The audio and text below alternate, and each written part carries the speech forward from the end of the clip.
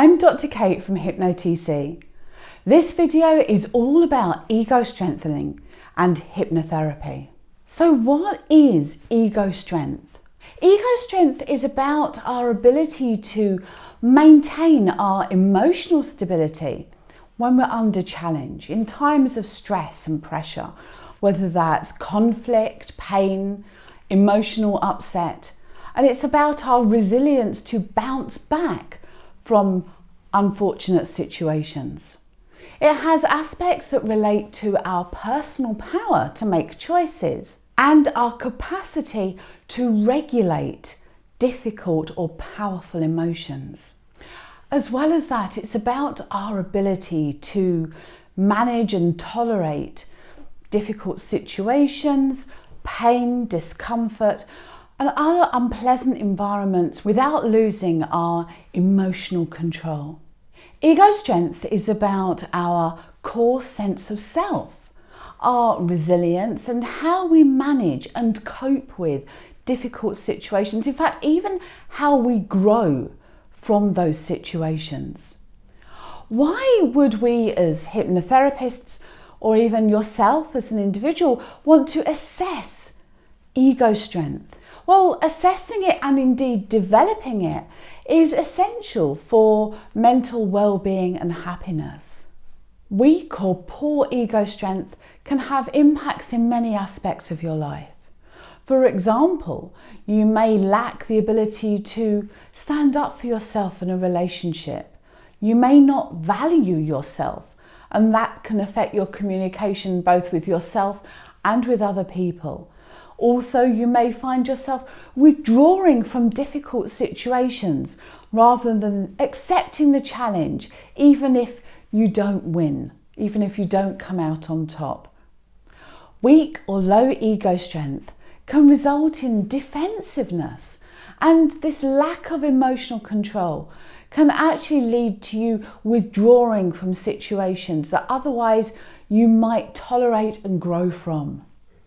So where a client has some ego strength, a therapist might work to deal with the issues around that, such as stress and building up their ability to problem solve and manage themselves more effectively. However, where they have limited ego strength and the client clearly cannot cope with even simple life problems or issues, then targeted interventions to initially help build their ego strength can be helpful before moving on to the associated areas such as stress management. With ego strengthening work, clients can develop a more positive attitude towards their life, becoming more optimistic, more forward focused, facing challenges and new experiences rather than avoiding them. So, how do we recognize low or weak ego strength? Clients with a weak or low ego strength may avoid unpleasant situations and certainly life's challenges. And actually, they will waste perhaps a lot of energy in avoiding these situations. Clients may also be reluctant to go beyond what feels comfortable, and thus their comfort zone can actually contract rather than even maintain its present levels. Interestingly, with a client with a low ego strength, often their brain is focused on protecting them, so it finds it harder to consider new possibilities and to learn from those. It's protecting and it's holding its space. In fact, clients can find the reality of a situation too overwhelming and thus withdraw even further. Some clients will avoid the reality of a situation by avoidance or wishful thinking or fantasizing or even substance use or misuse.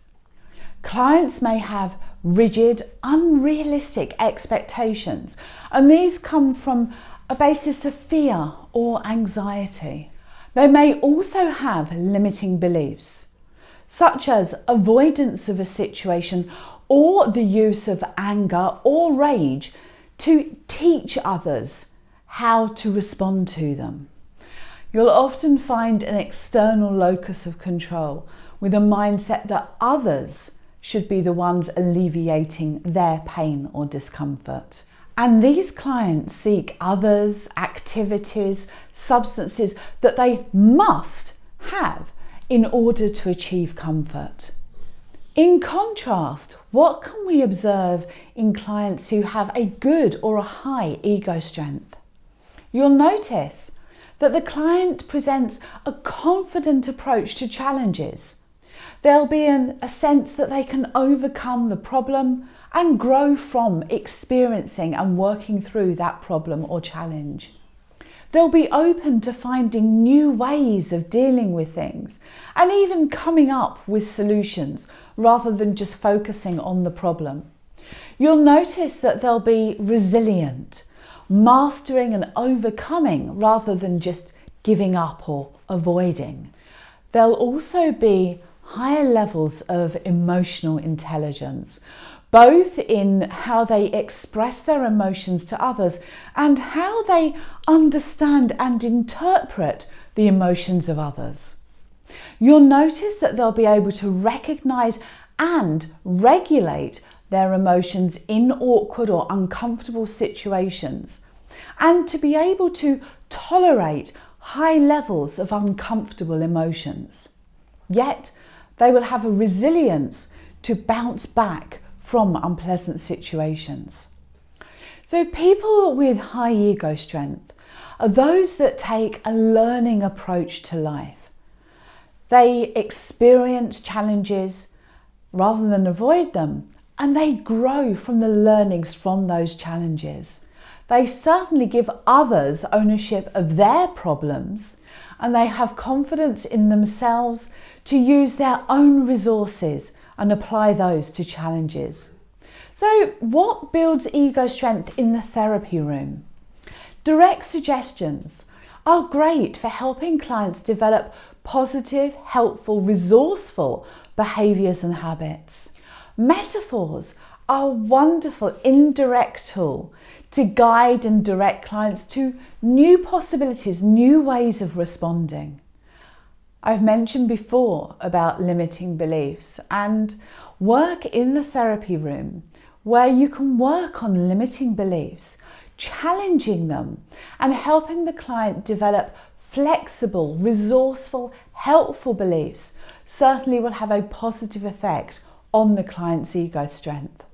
As well as REBT being excellent for limiting beliefs, at times there'll be situations where the client will simply need to accept that a situation cannot be changed, and acceptance and commitment therapy, or ACT, is a wonderful resource for the modern hypnotherapist. Ego strengthening doesn't stop in the therapy room.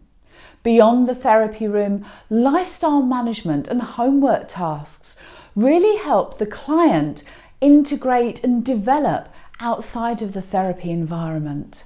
For example, a therapist might give a client a homework task that involves them moving beyond their comfort zone, or simply spending a week being honest with themselves. So recognizing perhaps where they're avoiding going to a meeting and challenging that avoidance, working out what it is that they are avoiding, and then coming up with a new positive, helpful strategy to help build, to help grow, and to help become more resilient. Activities for self-acceptance and self-discipline, such as exercise, are also really useful tasks and activities for outside of the therapy room. Another thing that's really useful is the development of greater social skills. I've mentioned throughout this video that one of the issues with low ego strength or weak ego strength is avoidance. And this often has an impact on an individual's ability to interact with others. So, simple, gentle tasks helping them build their interaction skills, to build their social skills, can really boost their self-esteem and self-worth. Finally, emotional intelligence development activities are a wonderful homework task or activity for your clients to engage in. For example, this might be putting themselves into a challenging situation, something on the edge of their comfort zone, and tolerating that discomfort, reflecting on the situation afterwards and learning what they can from it, growing from the experience. Because as we know, staying within our comfort zone enables that comfort zone to contract, whereas moving to the edges of it, even slightly beyond, actually expands your comfort zone. And by doing so, you increase and enhance your own ego strength. So ego strengthening is an integral part of the therapy process. If you'd like to find out more about how to help your clients develop their ego strength, check out our website on hypnotc.com. Thank you for watching.